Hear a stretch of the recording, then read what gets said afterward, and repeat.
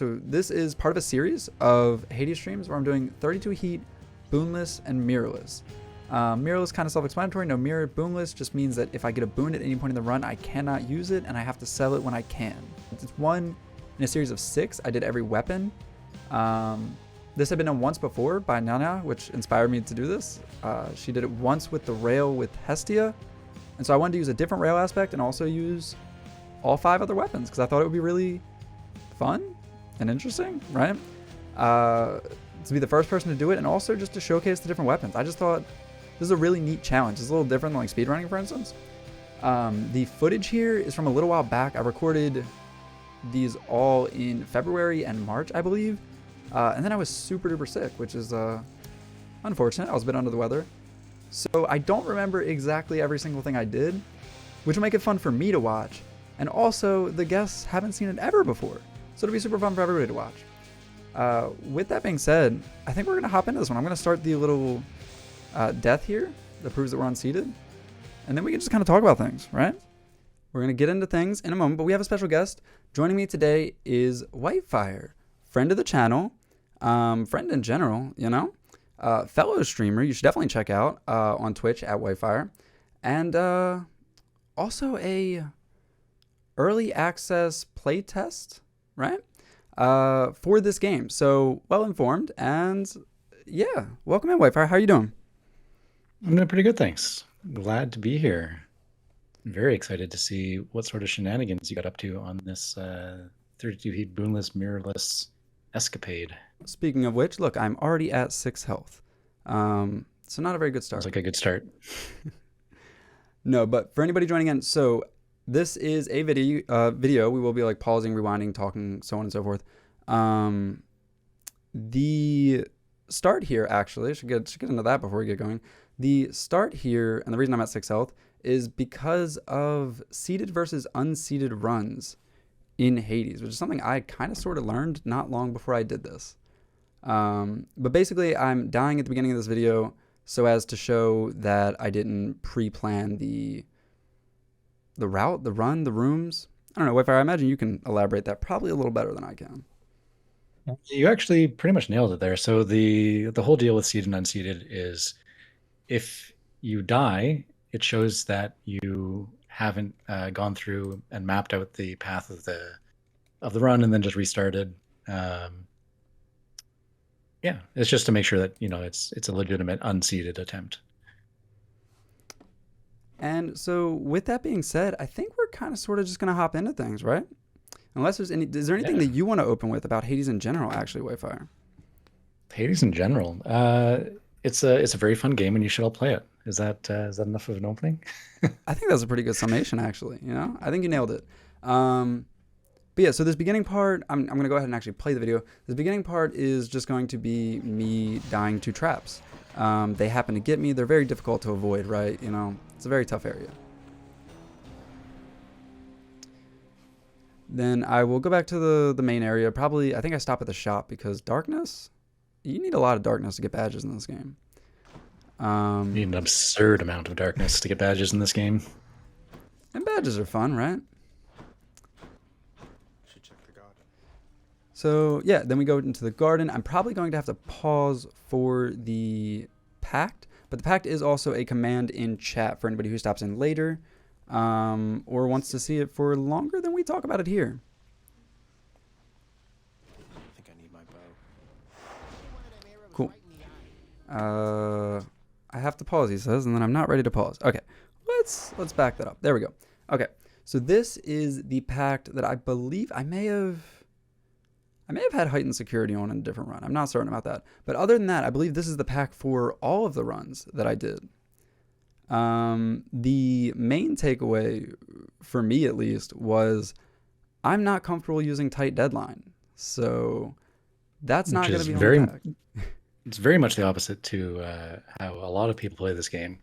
Although there are certainly some who do follow your aspect of not using tight deadline at all. But yeah, it's if you were to get maxed out tight deadline, it's worth 6 heat. So that just means you have to use 6 points in other packs. Not the end of the world. Just plays differently. You're already gaining a lot by using routine inspection for the mirrorless aspect. So that kind of offsets a little bit. Oh goodness, I just realized that my webcam is covering approval process and tight deadline a little bit. But again, there's the Pact linked in chat, but also I'm not using either of those. They're both empty. Yeah. I feel like for this screen, it would probably make the most sense to go over the ones that I'm not using and why. Since at 32 heat, it feels like you are using more than you're not, right? Yeah, that's fair. So Do you want to go over that, or you want me to get my take on the ones that you are and aren't using? I think I'll give it a quick rundown because this is the first one that we're doing as far as these runs, and I'll talk about why I chose what I chose, and then I am curious for your perspective for sure. Absolutely.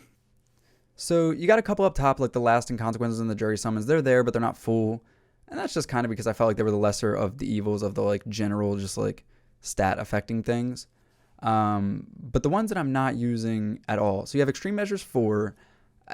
I feel like, and you know, Wi-Fi, maybe you can attest to this in a second, but I feel like that's kind of a consensus difficult one to deal with if you don't have to.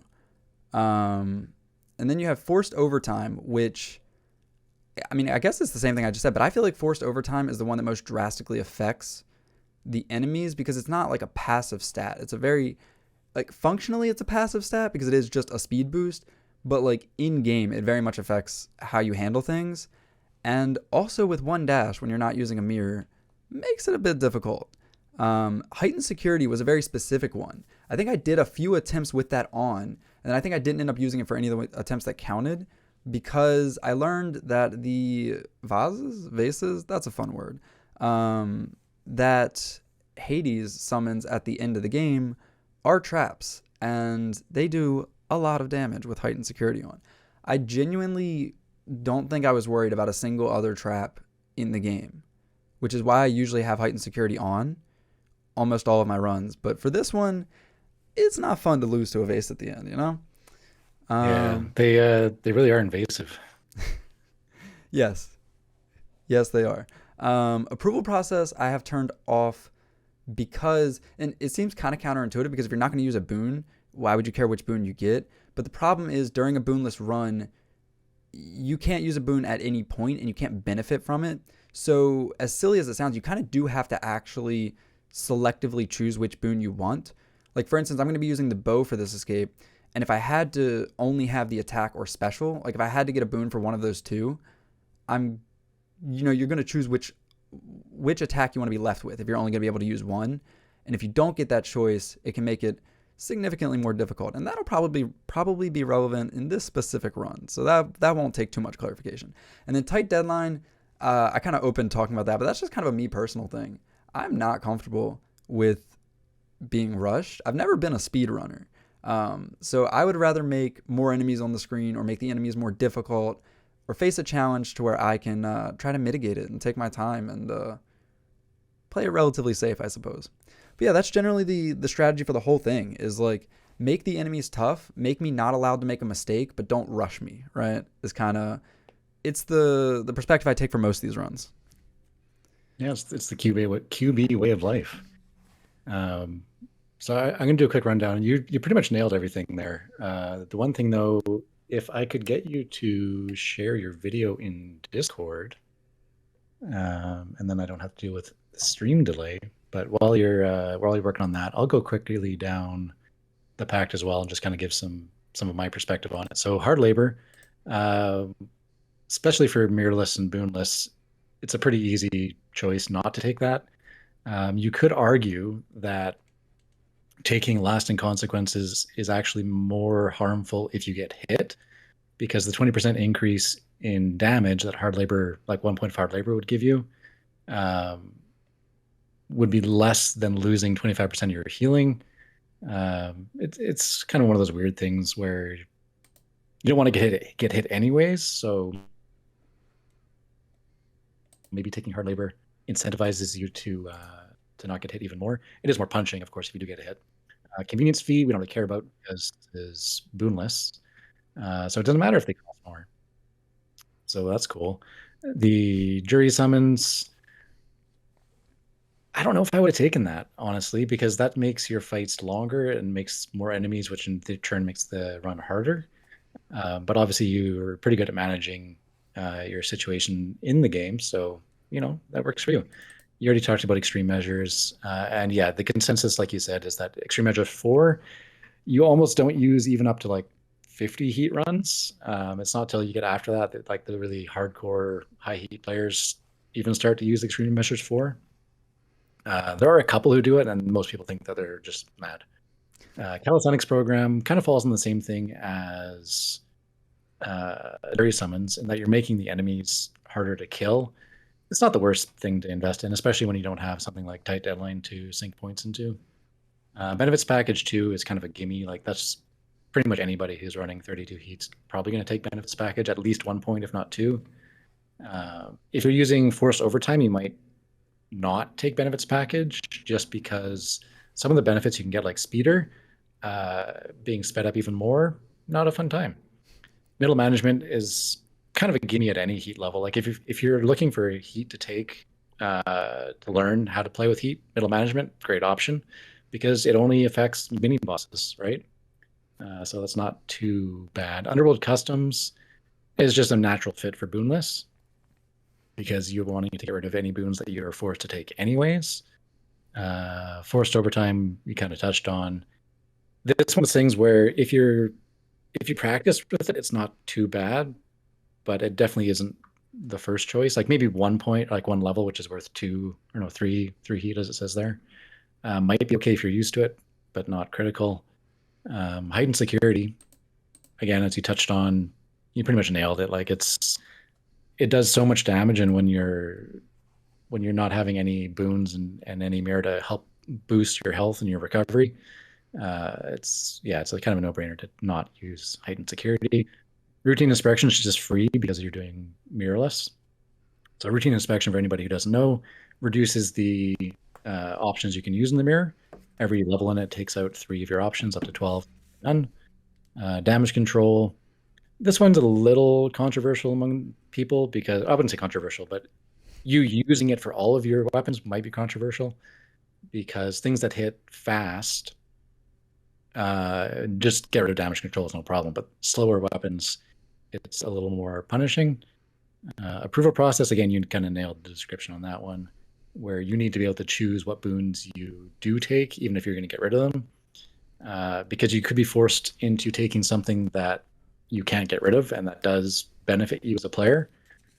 So yeah, if you're doing boonless, don't take approval process.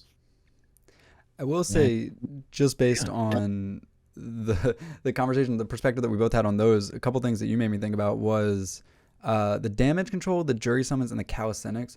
I feel like not only do they tie in with the fact that I'm not doing tight deadline, which makes them much more viable. Oh, they absolutely do. I also feel like, just for me personally, they kind of just fit my playstyle, which, I mean, I guess we'll see in a moment, but like, I'm just not afraid to have to outplay an enemy, like they're like, it's a person, but I'm not afraid to have to outplay the AI for an extended period of time. So something that lengthens the fight, for me, for my playstyle, is better than something that makes the fight more difficult on a moment-to-moment basis, if that makes sense. Yeah, absolutely. Which kind of goes against the exact other thing that I was going to say, which was middle management and extreme measures 1 through 3. They're kind of like free takes for me, right? Always. Because they change the fights, but I don't think, I mean, I guess they inherently make them harder, right? I feel like I've made the controversial statement of saying that I think that extreme measures 3 is easier than not having it on. I think that the third fight is easier with it than without. But we can get into that later. But I just say that to say that none of them are too significant in my experience, right? So those were just like free adjustments, not like outright. They're changes in ways that aren't outright difficulty increases. Yeah, that's fair. I mean, obviously you've done it, so it worked for you, right? And maybe we'll come across some of those. Maybe we'll come across a middle management example, and we can dive into it then. But yeah, that's the Pact. It is, again, in chat. There's a command if you ever want to see the Pact, if you ever want to know what's going on. But yeah, I think we can hop into it, right? Yeah, let's go. I'm asking for it. So I think more often than not, when you start a run, I think you can only get 2 options. You can get the hammer. Oh, you can get beautiful dialogue, actually. I did forget that. But you can get the hammer, the remembrances, or boons, right? Yeah. And so with the boon, I imagine, I think I do get the boon. And I almost always am going to take cast. That's going to be a consistent boonless run for me, boonless, mirrorless run thing for me, because you only get one cast, and the max damage that it can ever do is 100.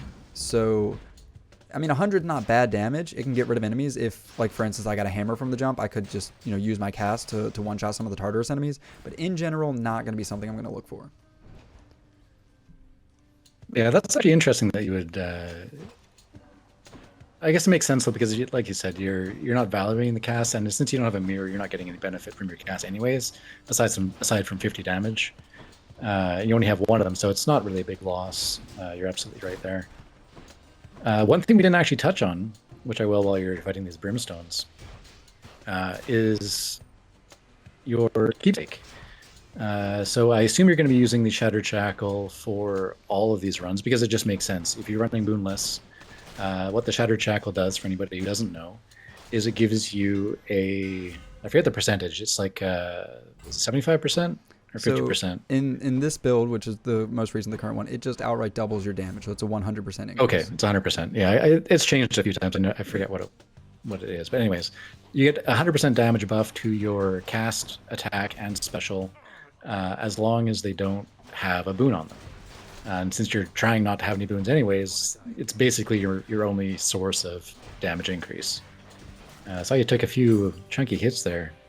Yeah, actually, I can explain that one. So something I wanted to clarify at the start that I kind of forgot to was, well, firstly, the keepsake, which I'm glad you brought up immediately. But secondly was, oh, I should probably clarify. I do pause a lot. I'm going to try to skip them, but I'm not going to skip any actual gameplay. So if I skip past something, I'll skip back to the pause that I play.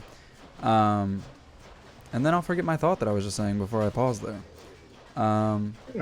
Something you wanted to talk about at the beginning. Was it your summon of being Antos? Or is it something else? No, we can get into that when I use it, but it was not that. I'm sure I'll remember in a moment. If not, you know what? You guys can imagine what I was going to say. But yeah, as White was explaining, the Shattered Shackle, it's kind of a mandatory thing for the build, right? And that's going to be what I'm going to be using for everything. There are a couple other things that sure could be beneficial, right? Like maybe, well, no, not even. I was going to say like maybe you want some sort of health increase for like the tougher fights at the end, but it's just not the trade-off. There's almost no reason that you would take anything other than Shattered Shackle on a boonless run. So I will say something that 32 heat. Something that I went for here was, and this will come up a lot, is when you get offered a boon that increases a boon that you already have, that's always the one you want to take, right? Because it leaves one more thing free.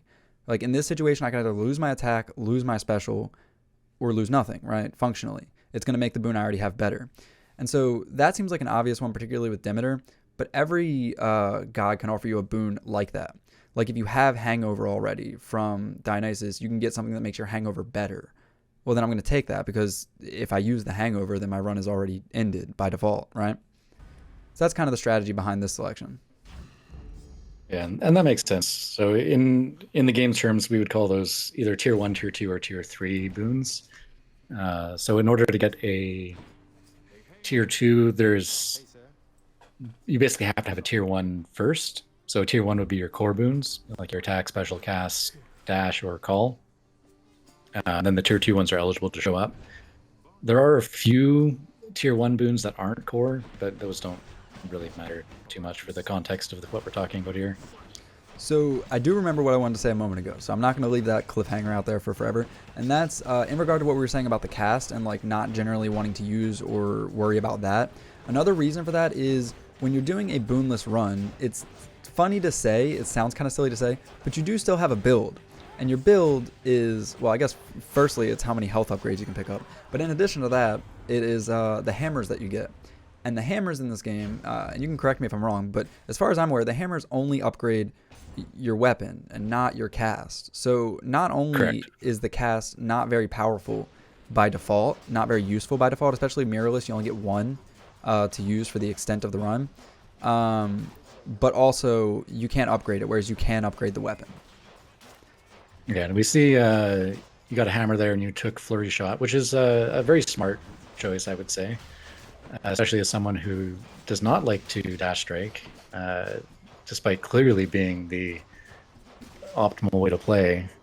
I say tongue in cheek. But no, Flurry Shot is great for this application because you can hit stun enemies very well. It doesn't require you to mash inputs, and it just works.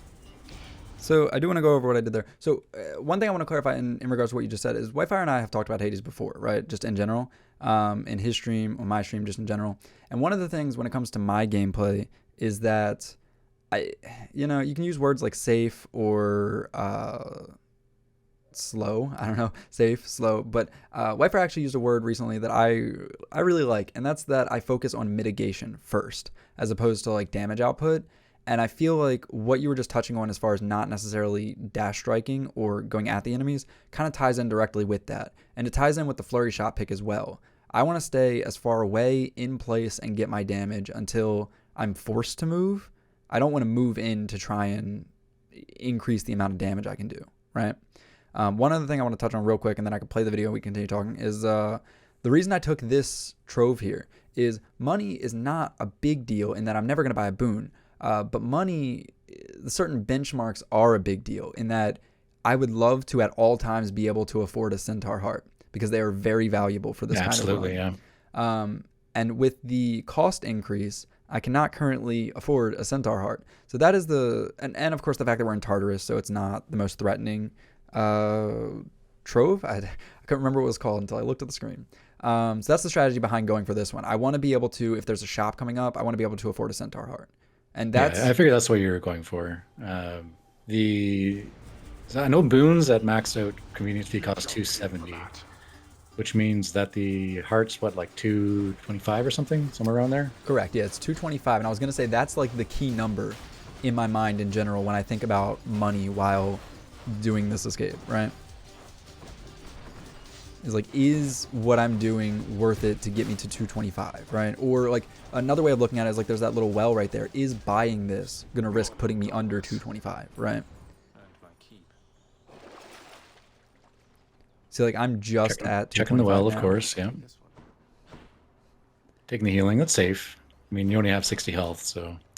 Yeah, I was gonna clarify on that. A lot of times I will take the healing in the wells because they're just a better rate than the healing at Charon's actual shops. It's just a better money per health ratio. Yeah, the healing in the wells is variable though. Like it's not always the same amount, and the cost fluctuates too, if I'm remembering correctly. Yeah, it definitely. I know the amount fluctuates. I don't know if the cost fluctuates in accordance to it or like separately, but it seems like it's just always a pretty good rate for healing, especially under these circumstances. So I'm generally going to take those. Yeah, so you got a tough benefit package here in Savior. So what Savior does, it's those little blue hearts. Enemies that are around the enemy with the Savior buff are going to get a damage shield, which is also what what's the pact called? Damage protection. It's the same mechanic. And so what QB's doing here is just dashing around madly while all the enemies get shields that you can't break through. So this is where, and we had actually talked about this the other day in a conversation off stream, but you get room like this, and if you have tight deadline on, especially like if you have tight deadline 1, it's probably fine. But if you're on tight deadline 3, this is basically a run ender because it takes you so long to clear this room because they keep on regenerating their damage shields. So in addition to that, something we talked about off stream was, and this was before White had seen this run, and this is Whitefire's first time seeing this run. I don't know if I said that in the opening. And I also did want to clarify in the opening, I did these runs over a month ago at this point, and then I was very under the weather for a while, and so wasn't really able to record to do this. So I kind of remember these, right? Obviously, I put a lot of effort into them, but I don't remember them like they were yesterday because they were not yesterday. They were a month ago. But before Whitefire had seen this run, we were talking about potential things that could ruin an attempt like this, a boonless, mirrorless 32 heat. And we talked about that, the benefits package there that does like damage control, where it keeps adding the savior things. And in this game, thankfully, thank you, Supergiant, they did actually put a countermeasure in to where that does not, savior does not keep affecting like limitlessly. So if you notice in that room, the skulls, they got up to like 4 or 5 hearts, but then they would stop spreading them, and eventually they would just let me whittle them down. So it's not an infinite thing. I don't have to have a good enough DPS to be able to make it out of that room. I just have to survive long enough, especially with time not being a factor. Mm-hmm. So that's something I wanted to comment on, just in your room choices, which will bring me to another question afterwards. But we saw that you went to the shop, presumably looking for a Centaur heart, but also because it's free. So free rooms means you're progressing the run and you're not taking damage, right? So that's a win. The only argument I could see for taking the key room instead of taking the shop is if A, you didn't have enough money for a heart anyways, and B, if you're relying on your rerolls. So even though this is mirrorless and boonless, you still get rerolls for picking up keys. Now, I was going to ask you what reroll you have, because it doesn't tell me which one. It just says you have 1 charge. But are you using Fated Persuasion or Fated Authority? Do you know? Well, I don't know which one is which by name, but I'm using the one that lets you change rooms. And part of the strategy, so that'd be Fated Authority. Yeah, part of the strategy for that one, and I think it may come up when we get to Asphodel, is that for me, if not in general, we were talking about how certain boons can be like either run enders or run, significantly increasing the difficulty.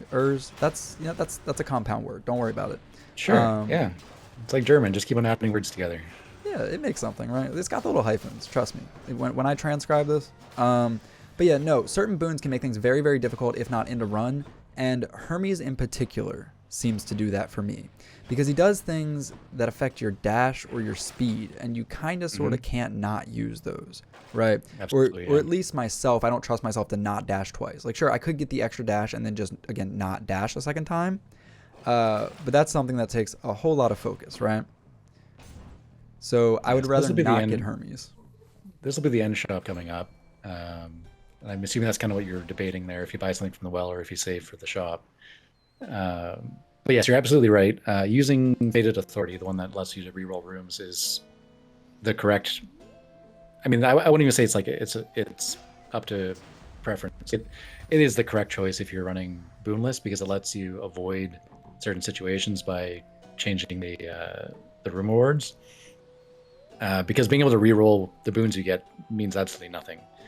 The only thing that you might want to do is like maybe reroll a shop, but being able to reroll the rooms is way better. I was going to clarify that I don't think rerolling the boons is absolutely nothing, because of what I said earlier. Sometimes you get a situation where you get ones that are functionally run enders or that you just can't deal with. Like, I took Flurry Shot here, and clearly this run is built around my attack. So if I was in a situation where I had 3 things to choose from, and 2 of them were passives that I could not take advantage of, and 1 of them was my attack, that kind of throws this run away. And then if you re-rolled that could be very beneficial, So I do think there is some logic. I can see the argument for that. I would think that situation probably comes up less than just being able to change away from how to take a boon that you might not be able to deal with. Especially if you already have like right now you already have a cast. Like if you were forced into taking a special and then have another boon come up where you might be forced into taking your attack, then yeah, that's your run over. But if you could reroll off of a god onto something else, then that's the best case scenario. You might be good for sure. Yeah. We did just kind of talk over the Megaro fight, which is fine. Meg is easy. Because we don't of need to talk about Meg. That's exactly what I was going to say. I do think, I don't know if this is a point of contention or not, but I do think that Meg is like far and away the easiest Fury sister. Oh, absolutely. Well, I don't want to say far and away, because I think that situationally Tisiphone can also be extraordinarily easy, because there's no additional threats. Yeah, I would say for my personal play style, Meg is probably the easiest, and then Tisiphone, and then Electo. And I think a lot of people would probably agree with that as far as ascending rank of difficulty. But yeah, I also wanted to notice in the Meg fight, I think I got to the first, I don't know what to call it, phase. I don't know, the first time that they shield themselves very quickly with the bow. This bow with Shattered Shackle and with its critical hit chance, it does very, very good damage, right? It's part of the reason that I chose this one. Oh, there was an example of the what we were just talking Yeah, about. we rolled off Hermes and got a heart, which is perfect. Ninja Meg is a fantastic character, don't mind you. But yeah, Oh yeah, like Hermes I love Meg. I'm just saying that she's easy to fight.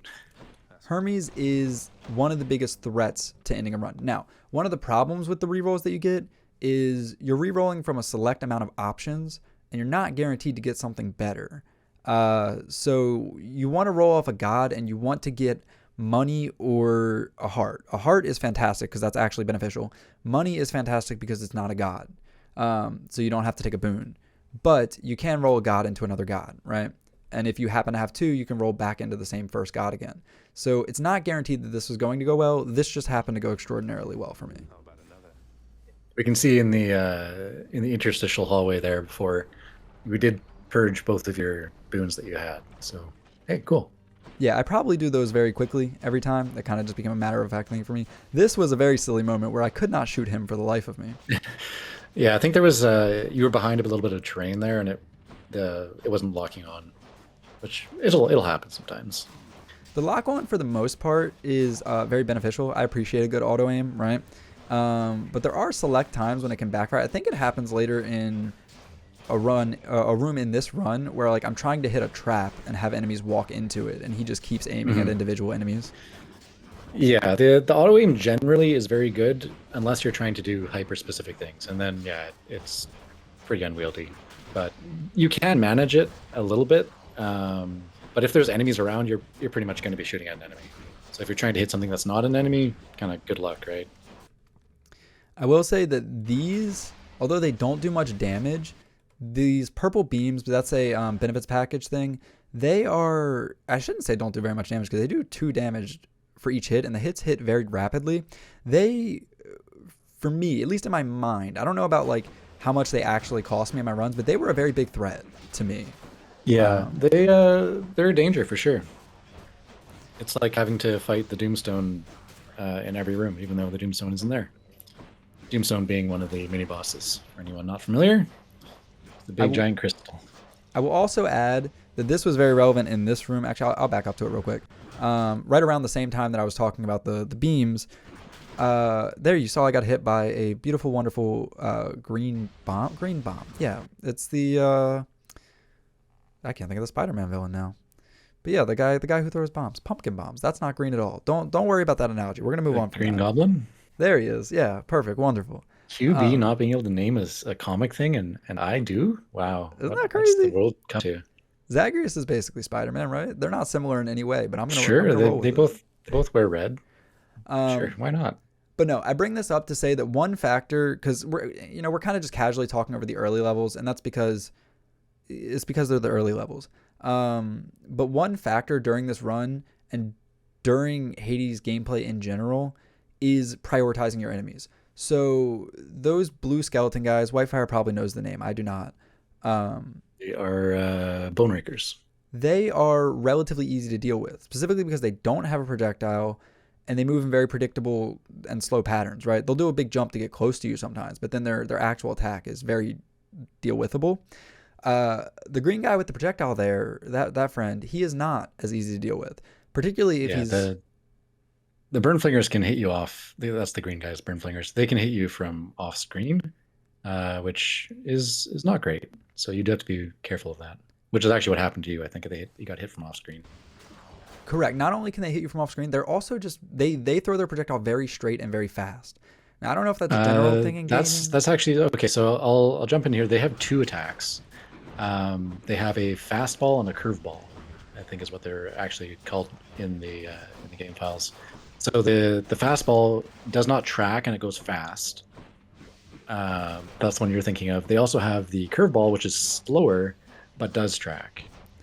So that makes a lot of sense. But I also want to add that just in general, when I say they throw it fast, they throw it faster than the yellow ones, or the purple ones don't throw it. So there's multiple variations of that enemy. And the green one is the only one that kind of sort of just throws it at you, right? Yeah. So the Infernal Bomber throws it up in the air, it lands, and then it blows up. The Slam Dancer, the purple ones, do as the name implies, and they slam it down, and it blows up, and they jump away. But yes, the Burn Flinger is the only ones that throw it directly at you. So between the trove that I took earlier, where I was like, the money is worth it, right? But I don't prefer. We've established that I don't prefer time trials. Between the trove and this friend here, everybody's favorite character in the game, right? These are two times that I kind of sort of, the reward is worth it, right? The reward is worth it for the trove if you had to take that trove, right? I guess the one earlier I didn't have to take, but I thought it was worth the risk in Tartarus. But if there's one like for health where it could potentially save your whole run, you know, you kind of have to take that risk. A trove in Tartarus is very low risk. Like you're not going to be screwed over by a trove in Tartarus. A trove in Elysium, on the other hand, can really mess you up.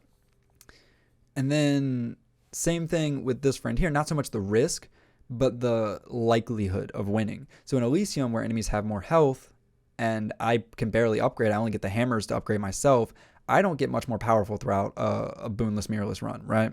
But the enemies do, and Thanatos doesn't struggle to kill enemies ever.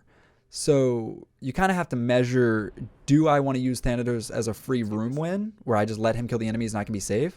Or do I want to try and outrace him? Especially when health isn't super abundant, you know? Yeah, because, again, for anybody who may not know, if you beat Thanatos in this trial, not really trial, but whatever, in this encounter, you get a free centaur heart. And I think, well, I mean, there's only, I guess they're the only two things that there are. I was going to say between the hearts, the centaur hearts, and the hammers, those are like the two most valuable things in this run, far and away. So if you have an opportunity to get one of those, it's, you know, it's a big priority. Absolutely, yeah. I say they're the only things, but there are also just well items that I could buy. And as you can see, I still struggle with the... Yeah, you're getting hit a lot, I got to say, but at least you won, so... And ultimately, winning that was worth any of the damage I took, again, this early. So not only are the enemies in this area not, like in that encounter, not the biggest threat, so I could afford to try and get more kills than Thanatos. Also, I'm just not worried about the final boss of this area. I'm not worried about upcoming rooms in this area. So the confidence that I can carry in the early areas makes getting the max health, it's just the long play, makes getting the max health worth it. Absolutely, yeah. I saw you looking long and hard at that Hermes. You know you wanted it.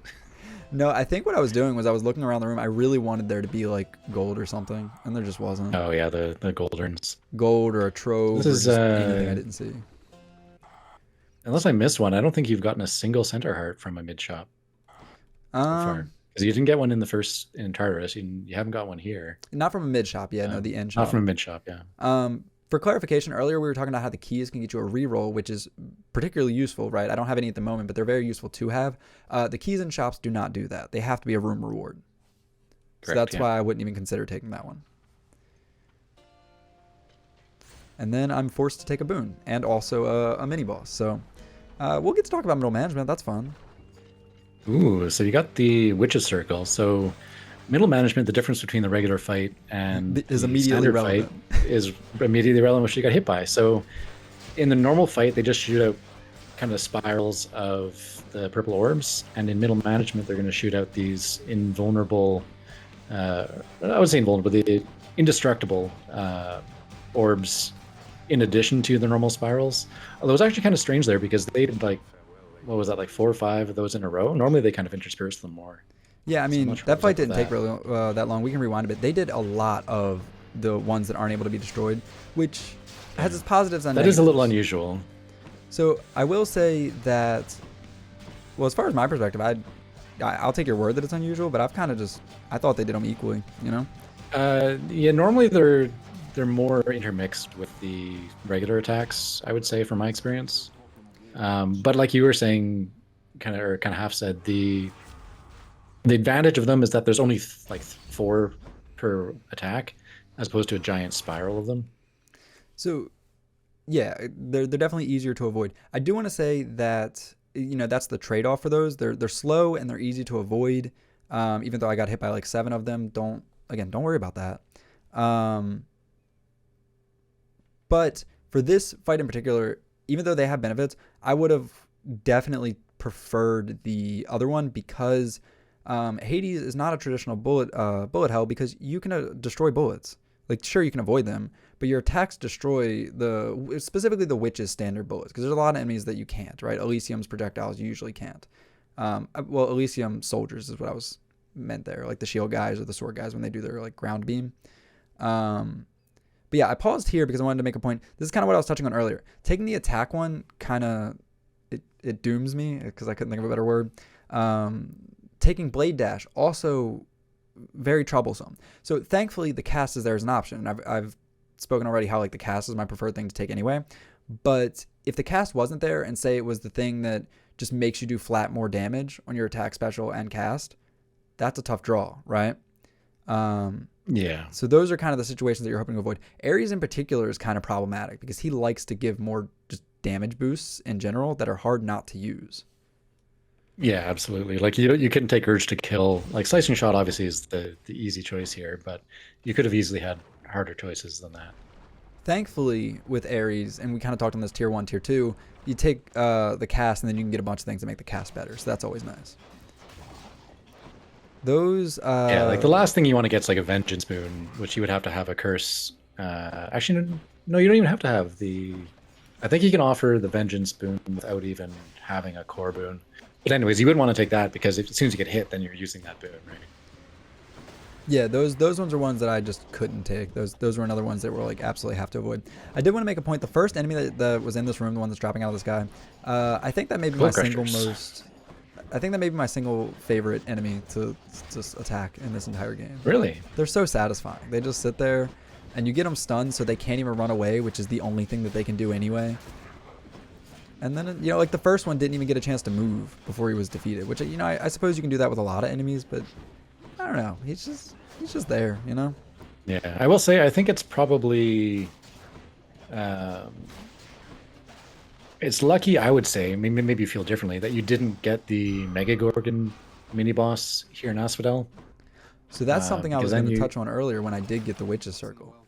Yeah, because I would rank because there's 3 mini bosses in Asphodel. I would rank them as, regardless of if you have middle management or not. I would say the difficulty is kind of the same. So I would say the murder boat, the Barge of Death, is the easiest. I would say that the Witch's Circle is in the middle, and I would say that the Mega Gorgon is probably the hardest, especially with middle management. But even without it, it can be kind of tedious because you got the Mega Gorgon who turns you to stone, and the Skull Crusher comes down, and yeah, it's just not a lot of fun. So I love this. This is why it's fun to have guests on, because I have the opposite of Whitefire as far as opinion on the mini bosses in Asphodel. If you just take that list that White just said and just flip it on its head, I think that the Mega Gorgon is the easiest, and I think that the Barge is the hardest. Really? I knew you had said that you thought the Mega Gorgon was the easiest, but I didn't realize you thought the Barge was the hardest. Yeah, the Barge makes people invincible, and especially when doing this type of run where my damage output, now mind you, with this bow I think it's pretty good, right? Especially with Flurry Shot, but in general, doing a boonless run, your damage output isn't great, and the core enemy in the Barge is one that makes enemies invincible. Okay, I will say in the context of a mirrorless boonless run, yes, the Dire Voidstone is going to be harder because you don't have the DPS to just delete it. But I would say in a normal, quote unquote, normal run, the Dire Voidstone, usually by this point in the game, you have enough DPS that you can kill it pretty quickly. I mean, you could have used a summon on it, really, like if it came down to that. Sure, but I mean, you could use a DPS. summon on any of the mini boss rooms if it came down to it, right? Yeah, it's harder to land your summon in the Mega Gorgon fight. I would say especially with Antidos. But like with Meg, the timing is not too hard. With Thanatos' summon, it's kind of the same as Meg, but just slower. And Antidos it's not really as slow, but it's harder to hit what you want to hit. But the problem with the Mega Gorgon fight is that the Skull Crusher goes up into the air, and with middle management, the Mega Gorgon teleports, which makes hitting with an AoE effect quite hard, especially when you're not really in control of the timing on everything. So just a little bit more conversation on the mini bosses of Asphodel, and then we'll bring it back to what's actively happening.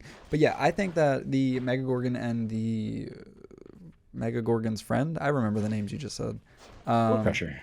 I think that they are the easiest for me personally because they're just like so they're just far and away the most predictable, I feel like, right? You can always see where the Skull Crusher is. You know what it's going to do. It's going to land. It's going to do its ring. So you just avoid its land and then avoid its ring every time. It's simple. It's consistent. And then the Mega Gorgon's attacks are just very, very slow. So again, very consistent. Well, not consistent, but they're just very slow. So they're very reactable. Both enemies are very reactable and telegraphed. The Barge can get chaotic, again, especially if you don't have the damage output, especially if there's fire on the ground, so on and so forth, to not take damage. And then the Witch's Circle, I mean, you guys saw me get hit like 3 or 4 times, so... Yeah. Yeah, that sounds like so I'll comment on this a little bit. I saw that in the previous room before the free heart there, you had checked the room number, presumably, just to make sure that you were at the end and not at the mid-shop, I'm guessing. But even though you already had a mid-shop. Maybe that's not what you were doing, but that's what I assumed you were doing. You were checking the chamber and seeing if you wanted to take the heart or the shop. Taking the heart was a no-brainer, because why buy a heart when you can get a free heart?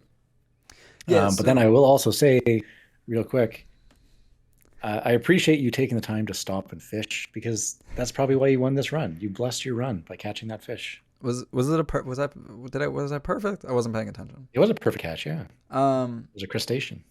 So to clarify, Whitefire was correct in that I was checking the rooms. I don't know. Okay, I probably do know at this point, but I don't think with the meta mindset enough to know there's been a mid shop, the next shop is final. I know the final shops by the chamber number, like exclusively. That's how my mind thinks of them. So I'm like, I feel like I've done a decent amount of Asphodel rooms. I know Asphodel is the shortest area. Let me check. Boom, this is last area. That's kind of how my mind worked.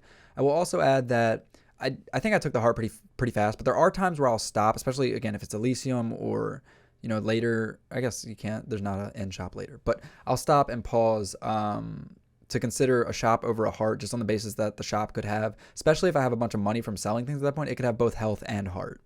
Yeah, that's fair. Which is best case scenario. But it could also have neither. So yeah, that's the risk. But you know, if I'm low health, if I was low health, so like if I was in Elysium, for instance, and I had just like 25 health, getting another 25 from a Centaur heart is just not enough to go into that fight with, right? So I'd just take the risk at that point. It's just a risk reward thing. Yeah, it does also depend on how much overall health you have anyways, because healing items scale to your max health. So if you have low health, the 25 from the heart might actually be better than taking a healing item. But like right now you have 200, so it's kind of a no-brainer. But say you were coming in with like 100 health, it might not be worth it to take the healing item over heart. Yep, and that makes a lot of sense. One thing that I also did want to say at the start, we just hopped right in, which, you know, that's fun. Just dive right in, right? But one of the things that I wanted to clarify was originally I didn't plan to do 32 heat boonless, mirrorless, right? I did boonless just for fun on a whim based on a conversation. And I thought that may even be good to talk about on stream when I just did the boonless, because I thought that would be very good for beginners, right? So when I started playing this game, and this was relevant to what I was just saying a moment ago, like thinking about how many chambers it's been, or like what can be offered to me, so on and so forth. I didn't really have, I didn't know there was only 2 hammers for the longest time. I didn't know that they specifically took place in the first 2 biomes and then 1 in the third. I didn't have that kind of meta stuff in my mind, because for the longest time, I don't like spoilers. Anybody who's familiar with the channel knows that. So I didn't interact with a community in regards to this game. I kind of learned everything of my own accord.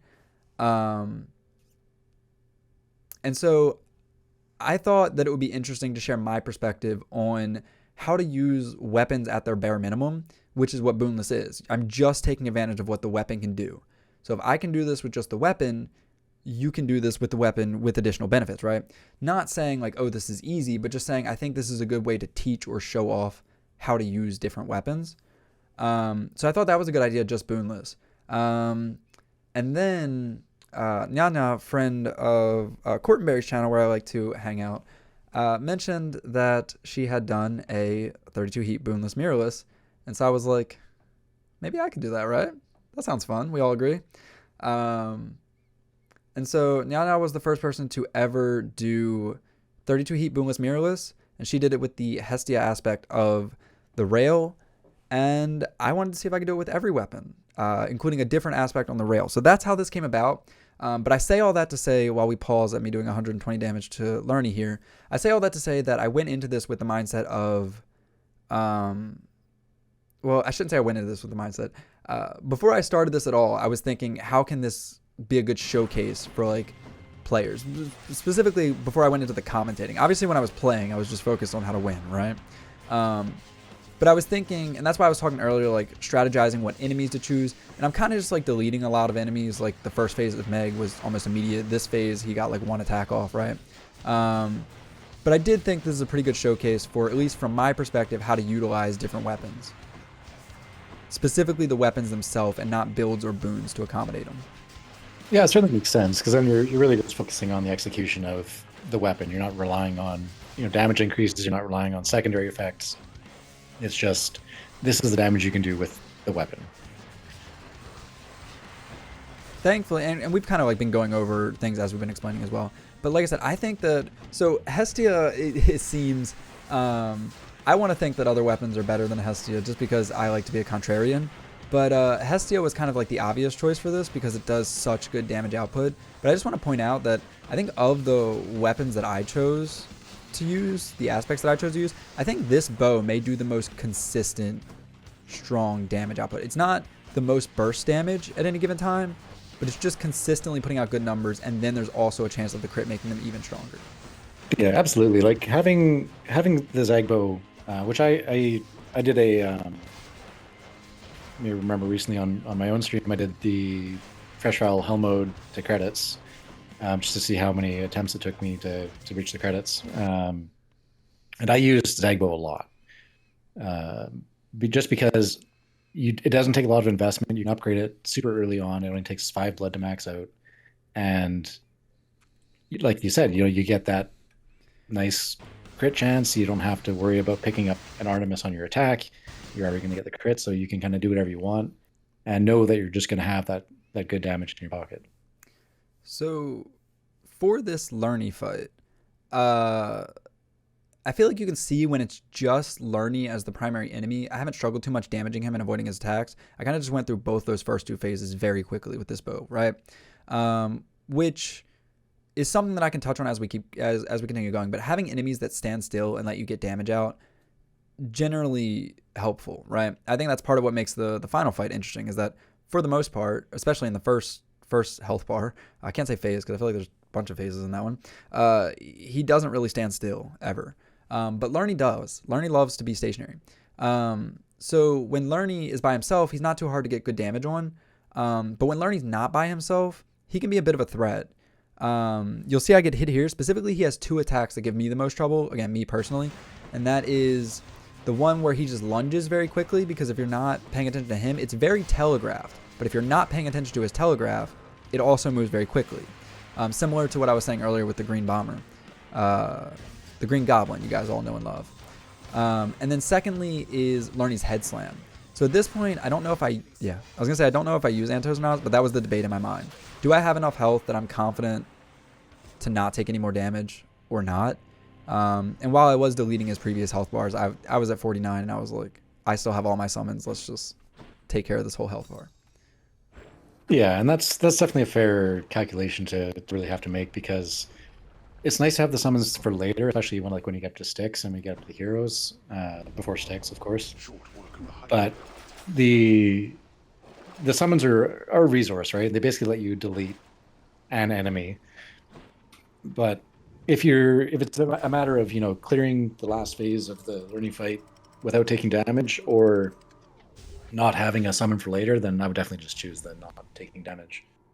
I should also clarify, and I've talked about this to other people playing Hades, I always advise, if you do plan to use a summon on a boss like I did there, I may have a need to destroy pots. Don't worry too much about it. If all that time playing Zelda.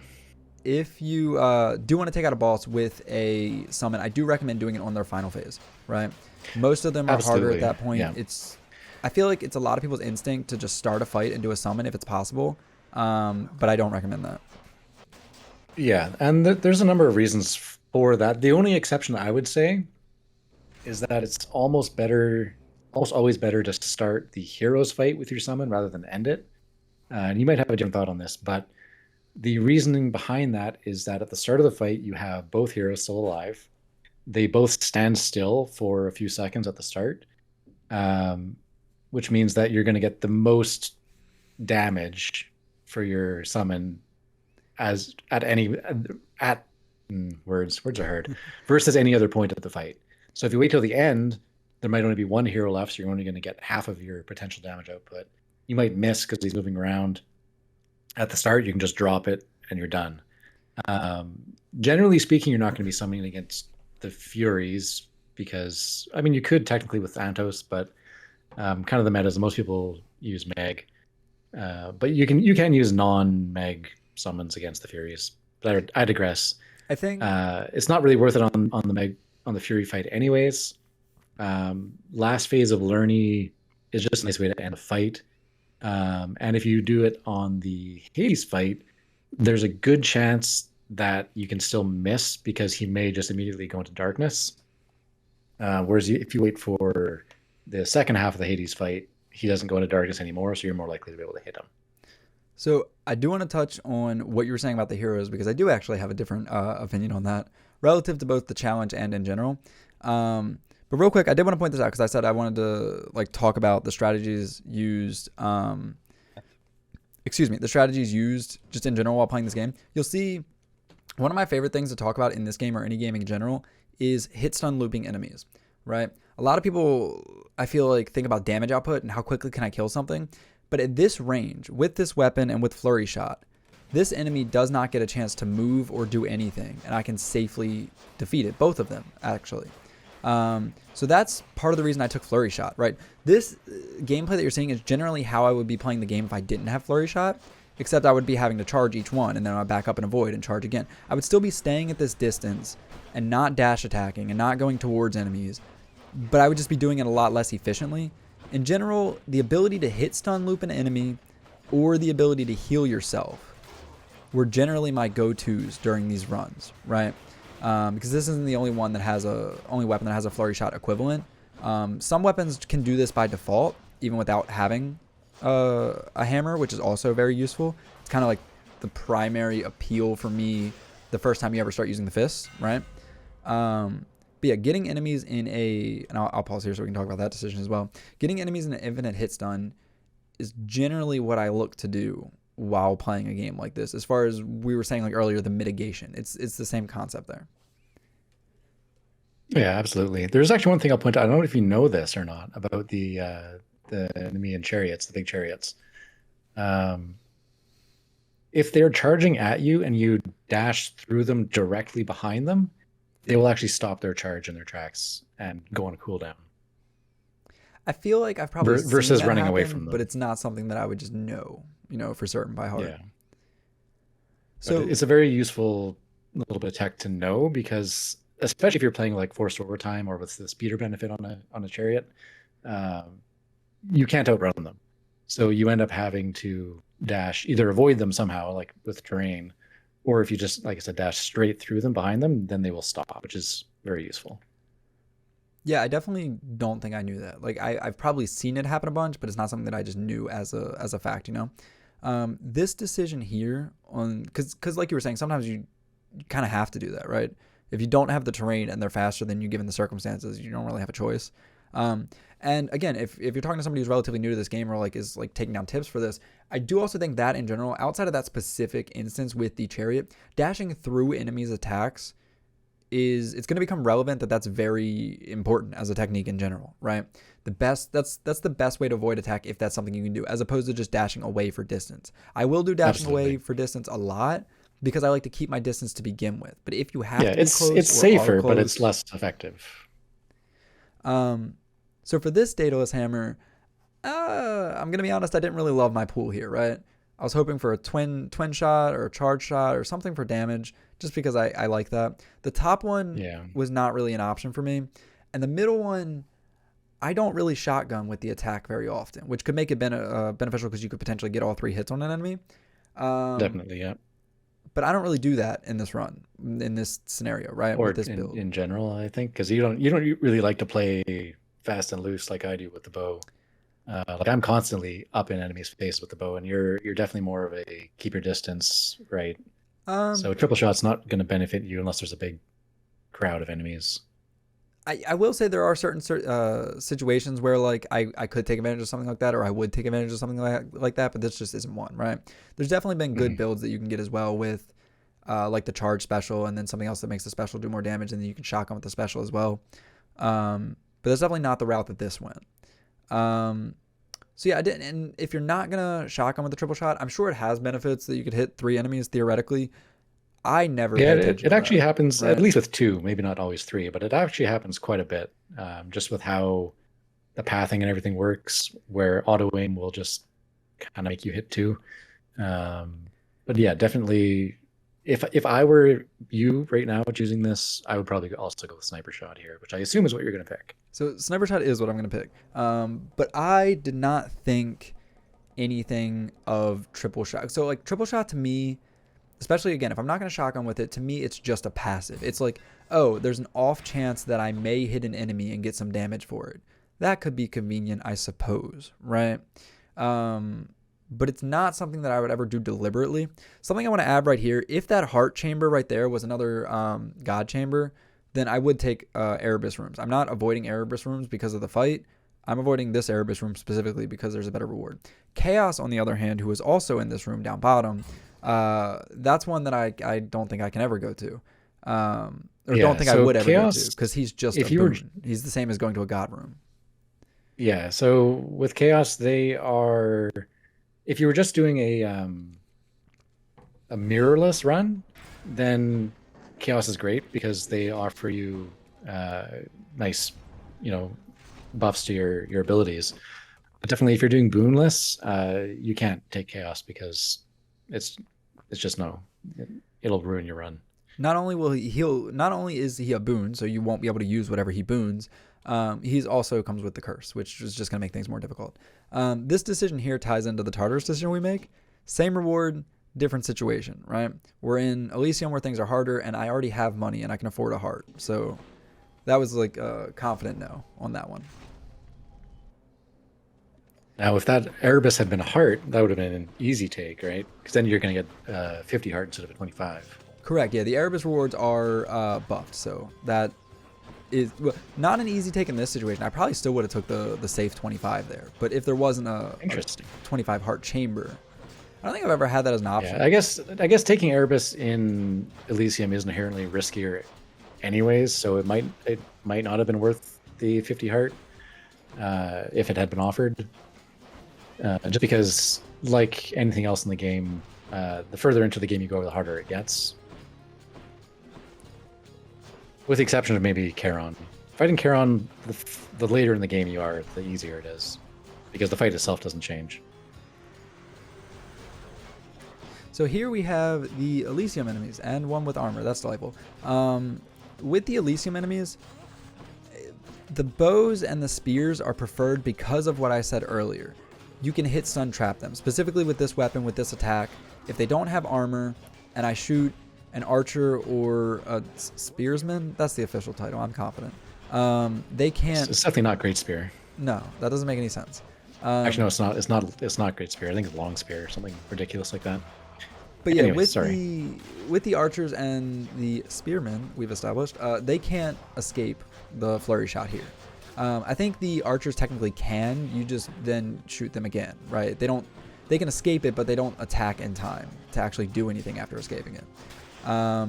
So they're beneficial over the swordsman or the shieldsman, who the swordsman will dash out a flurry shot and get an attack off, and the shieldsman has a shield. So this is the perfect shop, right? This is the ideal shop. But the trade-off for the ideal shop is that you get the, terrible choice of no reroll and two gods to choose from, right? Yeah. So here, this is actually a bit of a decision, and that's why I did my spinning archer dance.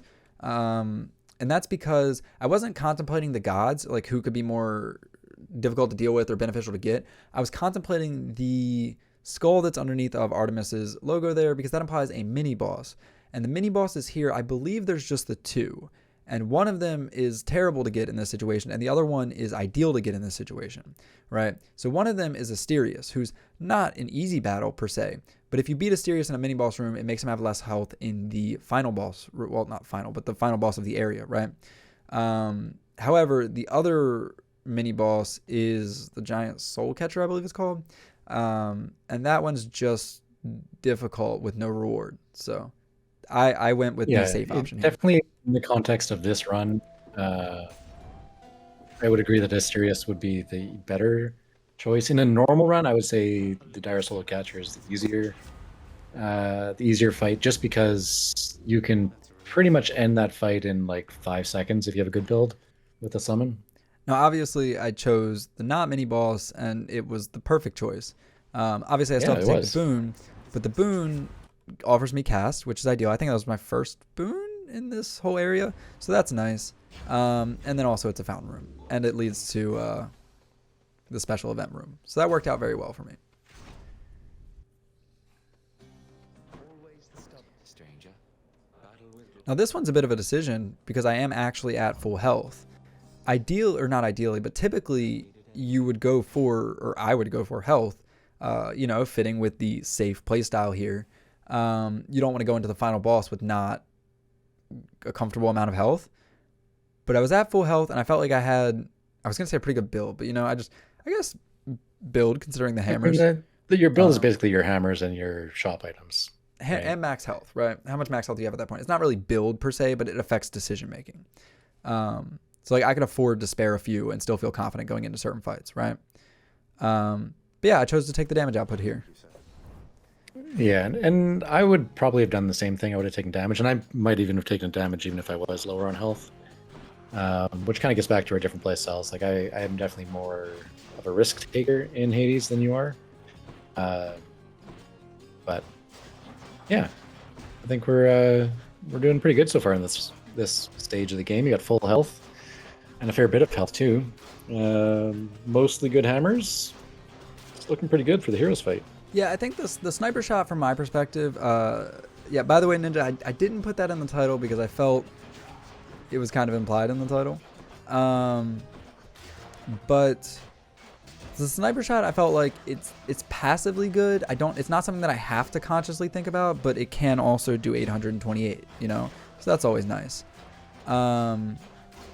But yeah, the sniper shot I didn't love as a draw, but again, it was passively good, so there wasn't really a reason not to take it. And flurry shot's kind of the center of this build at this point. Yeah, sniper shots in your playstyle, sniper shot's never gonna hurt you. I mean, it's not gonna hurt you normally, anyways. But like for myself, I almost never take sniper shot just because I'm usually too close to the enemies. I'll take point blank shot all the time, and I'll take perfect shot because I'm constantly doing dash strike power shots. But yeah, no, for you and this run, I think sniper shot's definitely doing some work. So that's actually something that I thought was interesting. Does flurry shot shorten your max range on the shot as opposed to not having it? Because I say that to say I don't think it does. I say that to say that with sniper shot, it felt like it only took effect if I was at the very, very like end of the reach, whereas I felt like with a regular bow there was a bit of leeway. It was like the final like 20% of your reach, but this feels like it's like the final 1% of my reach. Yeah, if it doesn't affect the range, or if it does rather, then I'm not aware of that, which isn't surprising. I mean, there's lots of things about the game that I don't know. I might know a lot, but I don't know everything. But the disadvantage of flurry shot is you don't get to see the range. Yeah, I was gonna make the same point. Because you don't have that charging bar, right? And the nice thing about the charging bar too is it tells you where the range-based effects take place. So whether you have point blank shot or sniper shot, it'll show a little chevron on your charging bar that says beyond this point or before this point, you're going to get your bonus damage. So here you're just guessing at this point, right? Yeah, exactly what White just pointed out was, I was thinking maybe what I was just saying about thinking it had less reach could just be, I don't think placebo is the right word, but could just be like in my mind because I can't see for certain when I'm getting it. Add that to like the crit damage and like damage modifiers, like the attack thing that I picked up. I just can't confidently know when I'm getting my sniper shot, and so maybe I don't think I'm getting it a lot, even if I, am.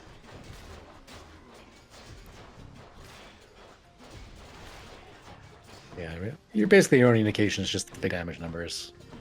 This room here big was number, just, it's working. This room here was just a battle with snipers. I almost said a battle with archers. Me versus them. It was just kind of a fair duel. The strategy there is you want to avoid their arrows if you can, and try to get a lot of shots in on them when they're not shooting arrows.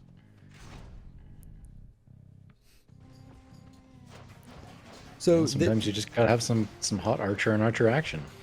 It's just how it goes. this room here was another example of what I said previous time that we saw the chariots and we were talking about it.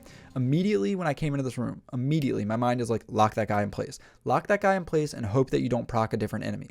Now, I'm not able to kill him before another enemy gets, notices me. But then it's, actually I was. So, maybe I'm wrong about things. But then it was line these two enemies up and try to, hit stun lock both of them, get as many damage as I can until this enemy is like actively trying to attack me, right? So it's getting in, and this is the mitigation that I referenced earlier, getting in a comfy spot to lock enemies in their spot while being aware of other threats that could come up at any given time. Also, isolating enemies is generally beneficial, right? So like I'm just fighting this one chariot. That's ideal right now. So what are your feelings on the soul catchers? Because generally I am not a fan. Especially with some of the perks that they can get. They become just damage sponges, and then all the butterflies everywhere. If you can't afford to take damage, it's just like 2 or 3 damage chipping away constantly. But I'm curious if you think they're a problem at all, or if you don't really care about them. Yeah, so I chuckle specifically because it's just another case of us being opposites, right? I love to see them pop up because they won't. All they do is put out little things that are destroyable. So I just don't think of them as too big of a threat. They're just like a stage hazard, and I'm fine with that because, again, mitigation. I can account for them. I know where they are. They can't surprise me.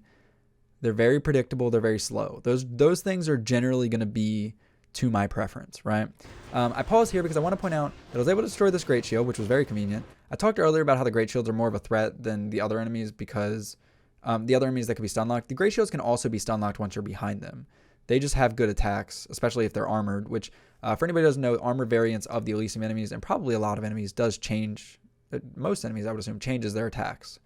But I did want to point out here that earlier I was talking about prioritizing enemies. When I saw this little almost like gas fella, right? This little squirt, this little Elysium enemy that has the 2 hearts, the little ghost thing. I actually don't know what to call that, but the Elysium enemy that's dead. My immediate thought is, and again, I don't typically do time trials. I don't typically do speed running, but I have to figure out the fastest, safest way to take out that thing before it respawns. And this is kind of... so you have to... Go ahead. You have to take out the Exalted Shades, like you were saying, kind of as fast as possible, because otherwise you're just going to have to kill them again, and nobody wants to do that. Especially because they do come back with full health, and if they had armor, they come back with full armor. And also, just a note for anybody who didn't know, although I'd imagine if you've had to deal with them that you do know, they don't have to pick up the weapon that they dropped. They can pick up any weapon that's been dropped. And if they had armor, like if you're reversing an armored archer, but then when it revives itself, it picks up a shield, it is now an armored shieldsman. So if you don't like dealing with armored shieldsmen, for instance, that's something to consider, Yeah, definitely the best strategy is just to not let them live, right? Easy. Although there are times, again, with my mitigation mindset, I like the sound of that, that I do have to focus on, can I afford to have them revive, right? Maybe that's not the biggest threat right now. Maybe damage mitigation is the priority. So there's sometimes if it's too risky or if they're in a crowd or so on and so forth, I will just escape the situation and accept it and try to just chip away at other enemies in the meantime. Yeah, for sure, and that makes sense. I think for myself personally, the only time I really will consciously let a soul come back is in the soul catcher mini boss, the dire soul catcher, because sometimes it's better just to be focusing down the soul catcher than it is to be killing the ads off. Like if you have DPS to take them out while still doing damage to the orb, then I mean go for it. But sometimes you just have to do your best to avoid their attacks, let them respawn, and try to kill the mini boss as quickly as possible. I will say, for anybody who's relatively new to things or just looking for things to consider, for what Wi-Fi was just referring to, the dire soul catcher fight, it does max out at 5 of them spawning. So if, like he was saying, you don't have the DPS or you're just not prioritizing taking them out, it does only max out at 5. So it's not like it's going to get worse and worse as time goes on. It's going to get worse up until 5. So generally, me personally, and this is like if I'm playing casually or if I'm doing a challenge like this, I just let it spawn 5. I can deal with 5 of them.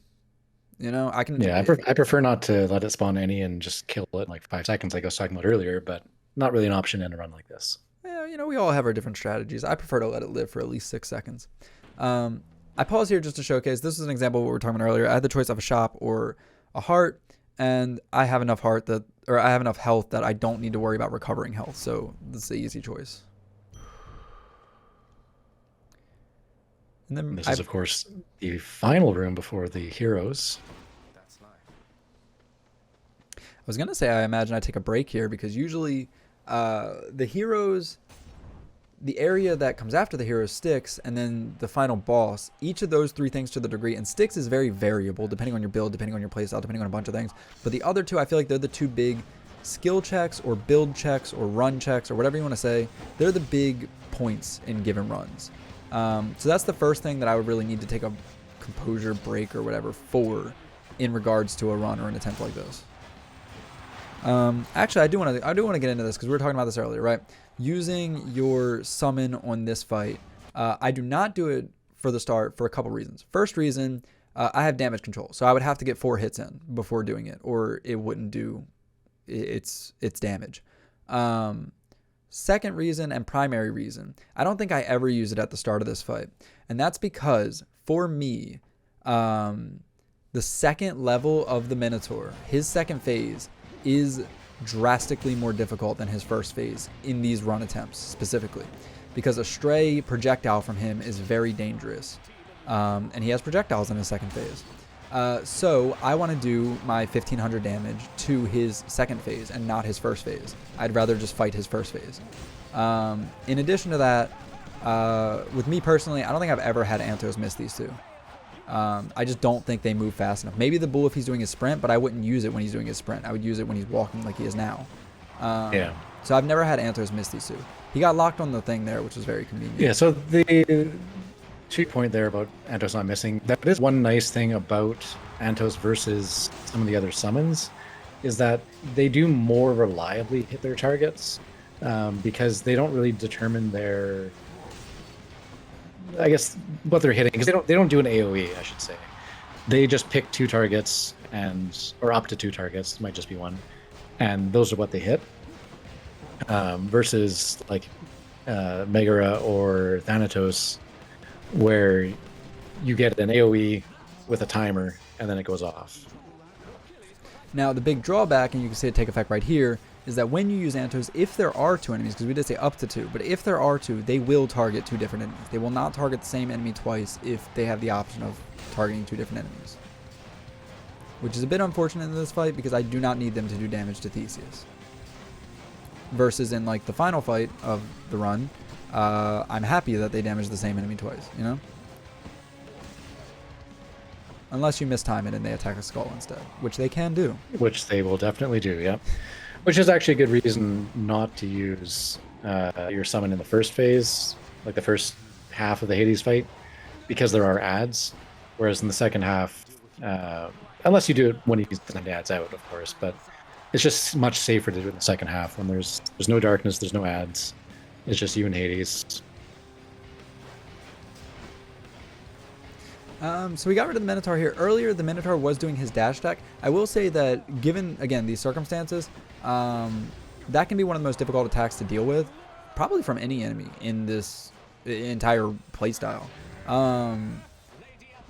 Because you only have the 1 dash, and he comes at you very quick, so if you're not in a good position to begin with. Now, generally, I would practice and learn to get in a position. So if I was standing where I am now, it can be kind of hard to deal with, because if you dash through, he'll go around the pillar. He doesn't always run headfirst into it. So I would kind of like create separation from the pillar and then run in a straight line towards it, you know? It's something that you have to play around, positioning. You have to keep in mind that he could do that at any moment, right? When you only have the 1 dash and no speed boost. You definitely have to just get used to the boss's patterns. Which, I mean, you can say about any of these. One thing I will say for Theseus, so this actually ties into what I was saying earlier. I think that EM3 is, I had a hard stance in the past, but I'll say is potentially easier than non-EM3. Specifically this fight. I'm not saying EM3 is in Lerny and Meg and this one, just the 3rd iteration of it. Partially because Theseus is just not a threat when he's in the chariot. He's just functionally not even in the fight. You're just 1v1ing the Minotaur on a big open stage.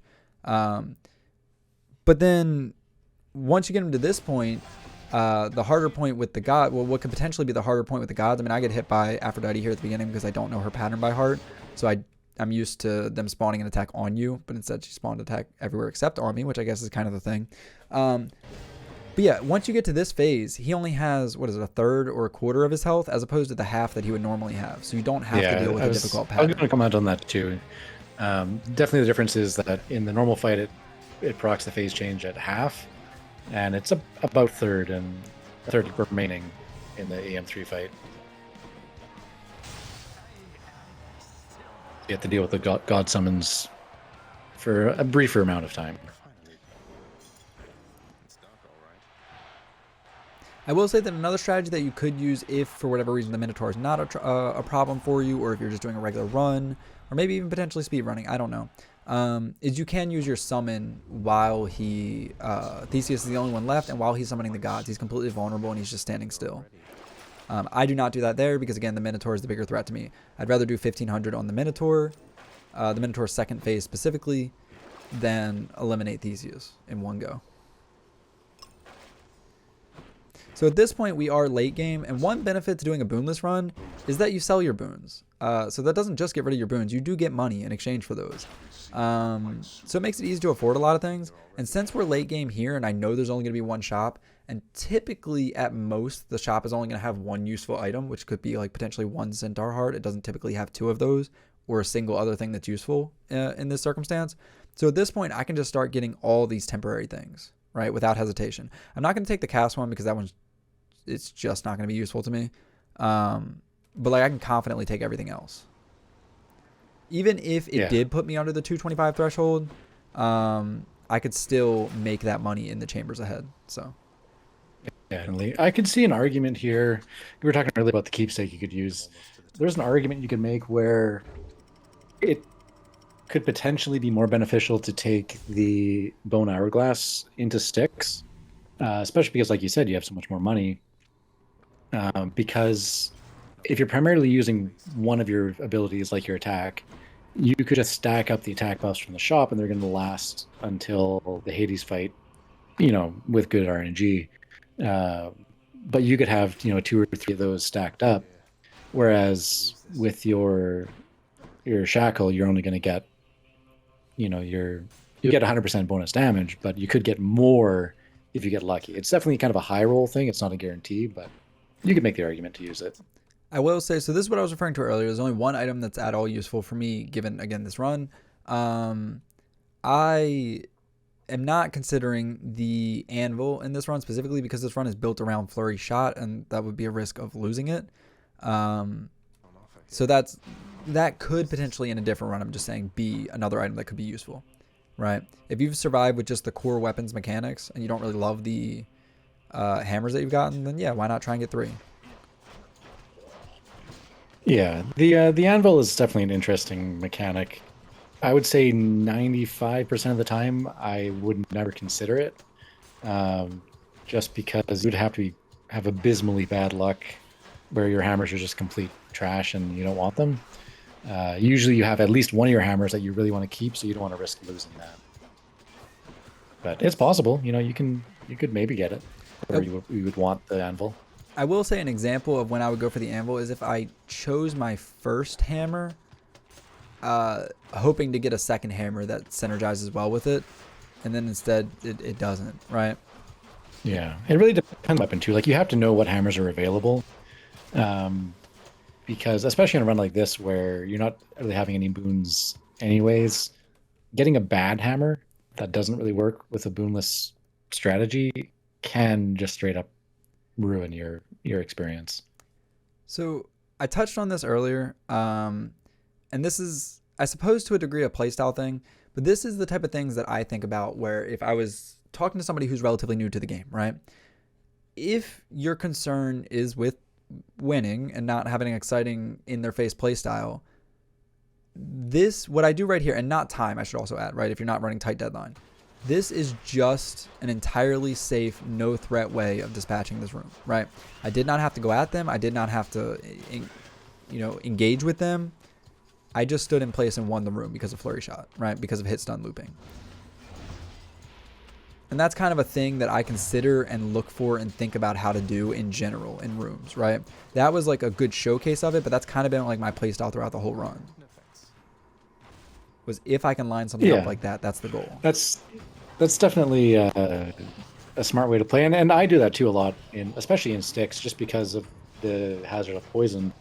If you can stun lock an enemy that inflicts poison, then you're just gonna have a good time, because the poison can stack, and if you keep getting hit with poison, suddenly you're taking 7 damage ticks, and then you're dead, right? And I will say that I ended up taking the chambers that don't have mini boss. I may have taken, like, I may have fought a mini boss or two, I don't remember. But like, I prioritized the ones that don't have mini bosses. I will say that the final rooms of them, in my opinion, are not easy. And I did waste that, I believe. I think I hit a damage control with that. At least for the first hit. So that wasn't my most efficient use there. It was kind of a panic summon. But I do find these final rooms of the standard chambers difficult. I just happen to find certain mini bosses more difficult, and I'd rather deal with something that's difficult but manageable versus potentially run ending. So yeah, that does depend on your build and what you're doing. Like, obviously in the case of 32 heat boonless mirrorless, none of them are really going to be a fun time. But on a normal run, like, I would always take a mini boss first, almost without hesitation. There's very, very rare. Oh, I missed the pot. I did, yeah. There's very, very rare circumstances where I might take a regular tunnel over a mini boss.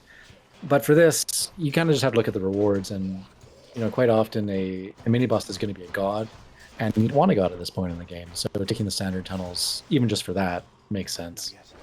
I will say that something I consider, especially when doing a normal playthrough, is the Satyr sack that you're looking to give to Cerberus. It can't appear in the first room that you go to.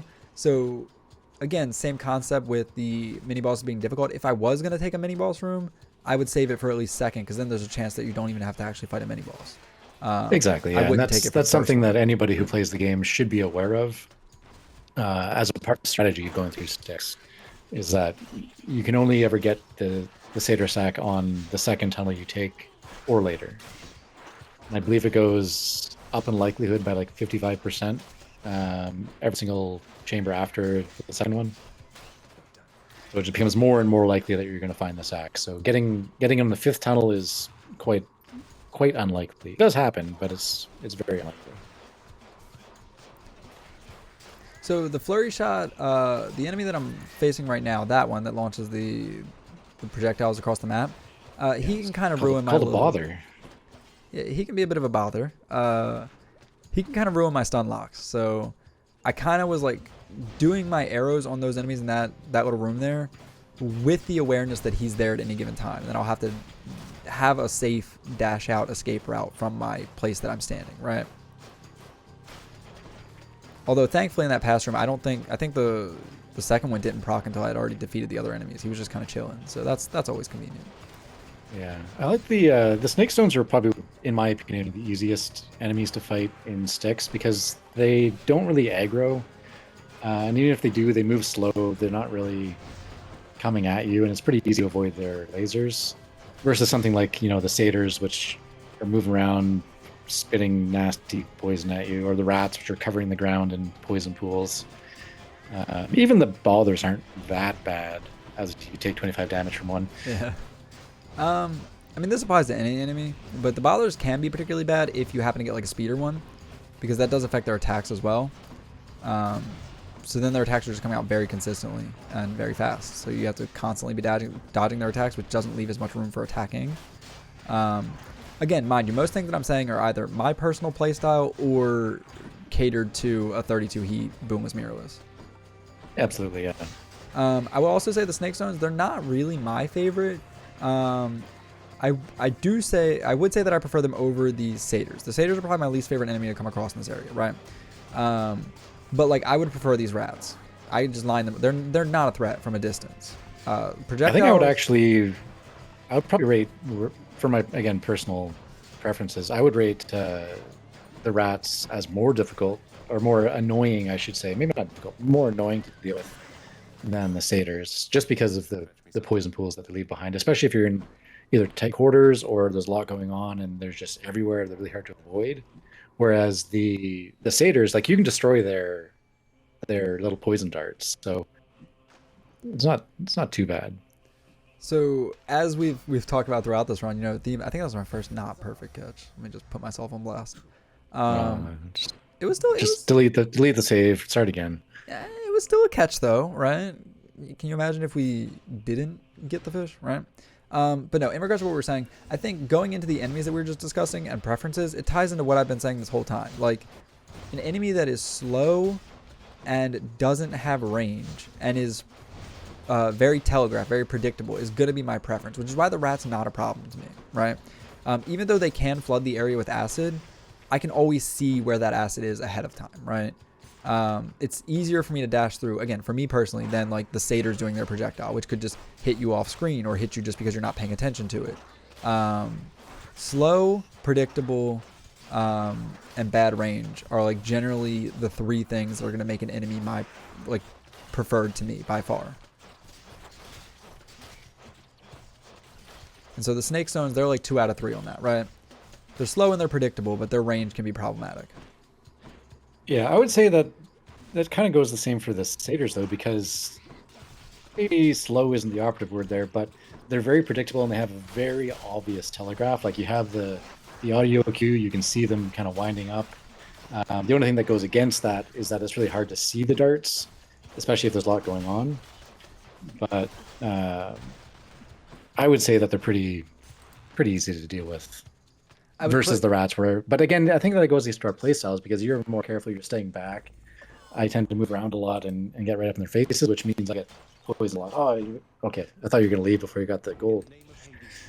I think I tried to leave without getting the boon, but you can't do that. But yeah, I would clarify that the satyrs themselves aren't fast, but their projectile is fast, right? So even if it's destroyable, even if it's predictable, which, you know, are both the case, it's still fast, especially if I'm not looking for it or I'm dealing with something else. And that's just kind of my justification for why they can give me trouble.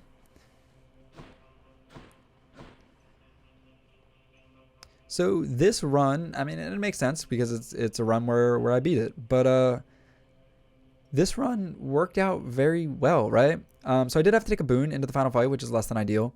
But it's on my special, which... does anybody know the last time I used my special in this playthrough? Did I use my special a single time? Can I also add special lists playthrough? I think you might have used it. I don't remember off the top of my head, but I feel like I saw you use it at least once, maybe early on. But I say that to say, not only is the special the only thing that I can't use, and I have both full health and very large max health. And this is definitely a breather pause, which is what I was doing at the time. But yeah, full health, full max health, full health actively, and only not having my special is, again, it's silly to use this word in the context of this, but to me, in my mind, I'm like, this is a good build going into the Hades fight. And also Flurry Shot, which I've been able to take advantage of. So that was my mindset at this point. Wayfire, do you have any thoughts about this final fight? And given the circumstances, given the, you know, the weapon, given the challenge in general, any thoughts that you would have going in about like what could be problematic or what could be interesting? I'm just curious. Honestly, my only thought is I'm just curious to see how long it's going to take you, because I remember watching your Fresh File Hades fight, and I think almost half of the run was just the Hades fight. So far, this run actually hasn't been that long, all things considered. Like we've been pausing a lot, we're that far into the stream. Only 33 minutes on the in-game timer. So I'm curious to see that, but I think so far you've been executing really well. You've been taking damage, but you got a lot of healing, you got a lot of health. Yeah, I'm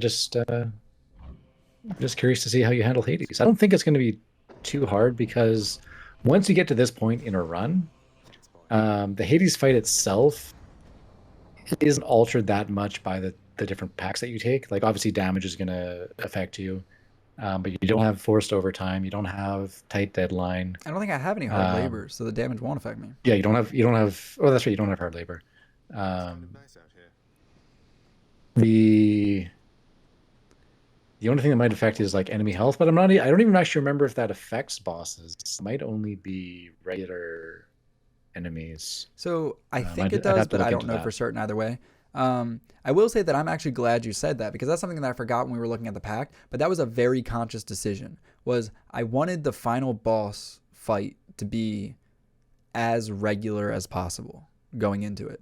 So and the lack of hard that's a pretty labor, common the lack of forced overtime, the lack of EM4. that's a pretty common strategy when it comes to like choosing things for difficulty. Is like you have to consider what is going to affect not only the end fight, but just boss fights in general. Because the boss fights, while not I wouldn't say they're always the crux, because sometimes certain chambers can be harder than a boss fight, I would say, just depending on what you roll for, like if you have benefits on, or if you have middle management, or maybe you have just really bad enemy spawns and you're in a tight spot. Sometimes those can be harder than a boss fight. But definitely, like we talked about, picking things that make the end fight as normal as possible are going to lead to your success. I will say for this infight, oh goodness, yeah, it's the same strategy that I had earlier with Lerny and with the Minotaur when it comes to my usage of my summon. I'm going to use it on the second phase, and like a lot of things that Whitefire was saying earlier make a lot of sense as far as like likelihood of hitting. He's not going to vanish. There's not going to be other targets, so on and so forth. But my genuine thought was strictly, what is the biggest threat? He's more problematic. He's more likely. The first phase isn't a threat, right? His patterns are just easier. So Hades is easier to damage in his second phase. It's easier for you to attack him, but his attacks are extraordinarily probably not the best word. They're just very deal withable. That's my new favorite word. Outside of when he puts his summons out, if you're on your toes, if you're playing smart, he's very deal withable, because manageable is probably a better word, right? Manageable, yeah. Predictable. Like, I would say all of his telegraphs are very well shown. Like, he's not going to do something that surprises you. Like, once you've learned the fight, obviously. I think the most trouble obviously the most trouble is the summons, right? But if it's just Hades himself, the most trouble that he can do is when he decides that he wants to summon like 4 skulls before trying to physically attack you. Yeah, that is a little annoying. I do also want to point out, earlier I pointed out how armored enemies are different than regular enemies, right? Hades summoned versions of enemies can also be different. So this is a Hades summoned swordsman. He's different than a regular swordsman, and he's different than an armored swordsman. This swordsman will only do a projectile attack. He will not swipe you. His projectile attack also goes in 4 directions, versus a regular one's goes in 1 and an armored one's goes in 2. So this is a different enemy, and despite the fact that I've gotten hit a couple times, I think that this is my favorite version of the swordsman to fight because he does not physically attack. So you only have a very predictable projectile to ever worry about. If you just get out of his there's actually an interesting thing about the Hades summons. They have significantly more armor than the standard elite variants of whatever enemy it happens to be, but they also have significantly less actual health. So once you get their armor down, they tend to die pretty quickly. I don't know if you've ever noticed that, but yeah, I was gonna say I didn't know that for a fact, but like you saying that, I definitely I get that. Yeah, because like it always feels like as soon as their armor goes down, they're gone, right? Which is something to consciously think about if you have a build or a weapon or a hammer or something that gives you benefits on kill, right? Just to keep in mind when they're going to die. Also, to keep in mind the benefit of hammers that help your, I don't have one in this case, but hammers that help your armor damage, right? Yeah, so that's items, beneficial like if you for can every come in fight. with like a Nail of Talos or something. The hammer damage is beneficial for every fight except boss fight, that is, except the first and third, I suppose, right? Yeah, because the heads in the Lerny fight, the summoned heads have armor. There's no armored enemies in the Furies fights. Well, maybe some of the summons can be armored, maybe. I don't know for certain, but I don't think so. Wait, I think it depends on which one, because I think Electo summons armored enemies. Yeah, I think she summons armored louts, like the guy on the screen right now. I just got greedy there, which was the hit I took. But I'm pretty sure for the Meg fight, there's no armored enemies. It's just regular thugs and witches. And of course, there's no summons in the Symphony fight. But yeah, so I say that to say that, like, for me personally, and I mentioned this earlier, when I do builds in a game, or when I'm doing an attempt at something in like a roguelike, my general thing, and I've talked about this on stream, is build for the boss. Build for the boss, beat the regular rooms with skill. I mean, beat the boss with skill too, sure, but like, build for the boss. You don't take a build or an item that'll help you in individual rooms if it's not beneficial during the boss. I say that to say that armor damaging is beneficial during the boss in this game most of the time. Or in 2 out of 4, but it doesn't help you directly with the boss, but it does help you with things in the boss fight. Yeah. So, and that goes into what I was just saying, like in his first phase, the toughest part, and I think I wasn't paying a ton of attention, but I think I may have only ever taken damage when he had summons out in that first phase. First health bar, or whatever you want to say. But yeah, it doesn't do damage to Hades himself, but the toughest part about the first health bar, at least, is the armored enemies. The quicker you can get rid of them, the less of a threat. Yeah, I would definitely agree with that. The summons are by far the worst part about the first phase of the fight. And the second phase is just, it's do you understand the fight? You know, can you execute on the telegraphs and avoiding damage? And how many pots can you step in? So this is also a fun auto aim situation. It looks like I'm just wonderfully, beautifully, perfectly taking out these pots, but that is not what I intended to do at any point. Yeah, it does. There's some weighting to destroying the pots, which can be nice, because I wouldn't want it to preferentially always aim at the boss, just because sometimes the pots are more of a hazard than Hades himself is. Especially if, like we were talking at the start, if you have heightened sturdy on, you know, that's 120 damage you're going to take from stepping in a pot. And you can't really afford that. I think it's actually 150 with full height. Or is it 150? With height zero. Yeah, because they do 50 by default, and it triples the damage. Regardless, it's a lot of damage. Yeah. Depending on your build, especially on a challenge like this, it's just a run-ending hit, or can be. One thing that I want to point out, specifically if you're using Antos like I am here, and you want to use it on the second phase, like I said, that's kind of my strategy, because that's the more threatening phase. You cannot do it while he's doing his fire beams. They won't hit him. They won't even try. They'll just swing at the air near you. I don't know why that is, but it did cost me, well, not cost me, but it made me miss in attempts. Yeah. Which is interesting, because you can hit him while he's doing that. I don't demonstrate it in this one, but you can. There's actually an interesting thing. I don't know if you've ever seen it, but if you stack enough of the what's the item called? I don't remember what it's called. Anyways, the item that makes enemies take increased trap damage. If you can stack those up, you can actually pretty much phase Hades, like go to, you know, the invulnerable state from his own pots, just one-shotting them. It's very funny. Interesting. Yeah, I never would have thought of that. I know the item that you're referring to, not by name, but I get what you're referring to. Yeah, it's like Stygian something or other. I just wanted to point out that I do think that 32 Heat Boonless Mirrorless is an interesting and fun and dynamic challenge. I do also think, and I've said that, you know, like my controversial take on the EM3, my other controversial take is that the bow in this game it's just better than other weapons. Like, not some other way. It's just very, very good. It's the driver from Returnal, right? And for anybody who doesn't get that, that's just to say that it's balanced or not balanced to be very strong. That's my opinion. That's not like something I can say objectively. And of course, it depends on what you're doing. But at 32 heat or less, I just don't know how you can go wrong with the bow. It does chunky damage, and it does it from a safe distance. It does it consistently. It does it fast. It just doesn't have a drawback. So I just want to clarify that I feel like this run in particular, while I do think we got great conversation going and we were able to talk about things, there wasn't really any stressful moments where I was like, he might lose, right? This could end the run. Yeah, I kind of sort of just credit that to the bow. I will say, just because I can't resist a good joke, I think you'll find that the bow quite literally does have a drawback. Oh my goodness. That was well done.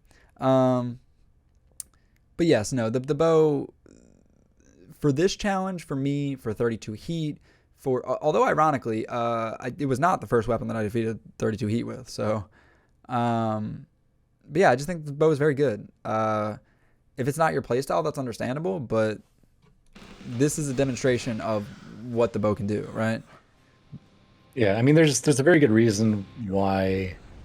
I'm not sure if it's currently this the case, but for the longest time, the highest unseeded heat, which was 61 by Tailesque, was with the bow. So it kind of shows you just how high the limit is on where you can take the bow to.